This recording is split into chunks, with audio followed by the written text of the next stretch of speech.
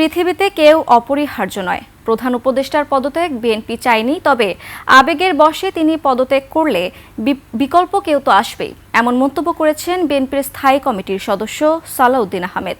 বলেন, ডিসেম্বরের মধ্যে নির্বাচন হওয়া উচিত।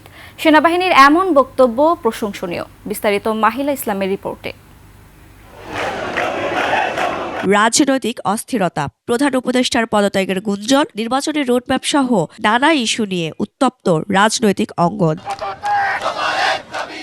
এমন পরিস্থিতি নিয়ে বিএনপির চেয়ারপারসন কার্যালয়ে সাংবাদিকদের সাথে কথা বলেন দলটির স্থায়ী কমিটির সদস্য সালাউদ্দিন আহমেদ।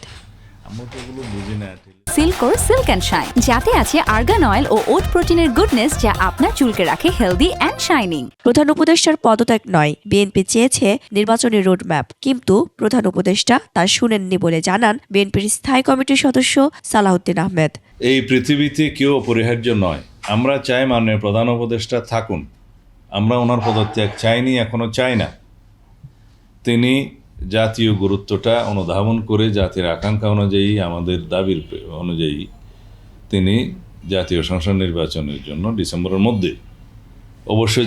মধ্যে জাতীয় সংসদ নির্বাচন অনুষ্ঠানের জন্য একটি স্পেসিফিক রোডম্যাপ প্রদান করবেন। রোডম্যাপ প্রদান করা উচিত, সেই দাবি আমরা করেছি। ওনার পদত্যাগ আমরা দাবি করিনি।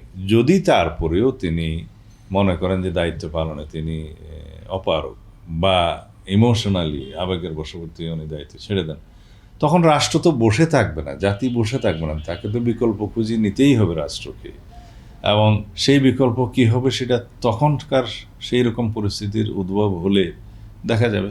সাংবাদিকদের প্রশ্নের জবাবে তিনি বলেন, সেনাবাহিনী এখনও গণতন্ত্র উত্তরণের জন্য কাজ করে যাচ্ছে, তাগাদা দিচ্ছে, সেখানে সেনাবাহিনীকে প্রশ্নবিদ্ধ করা হচ্ছে। দেশের সেনাবাহিনী গণতন্ত্রের উত্তরণের জন্য বারবার তাগাদা দিচ্ছে নির্বাচনের জন্য, সেটা আমাদের এপ্রিসিয়েট করা উচিত, প্রশংসা করা উচিত। আর অভিযোগ, ছাত্র প্রতিনিধিরা প্রধান উপদেষ্টার সাথে যে কোনো সময় সাক্ষাৎ করতে পারে, তবে বিএনপিকে অপেক্ষা করতে হয়। ছাত্র প্রতিনিধিরা দেখা করতে চাইলে তারা যে কোনো সময় দেখা করতে পারেন। শুনেন, বিএনপির মতো একটা লার্জেস্ট ডেমোক্রেটিক পার্টি, আমরা ওনার সাক্ষাতের জন্য সময় চাইলে 5-6 দিন অপেক্ষা করেও সময় দেওয়া হচ্ছে না। It's very interesting.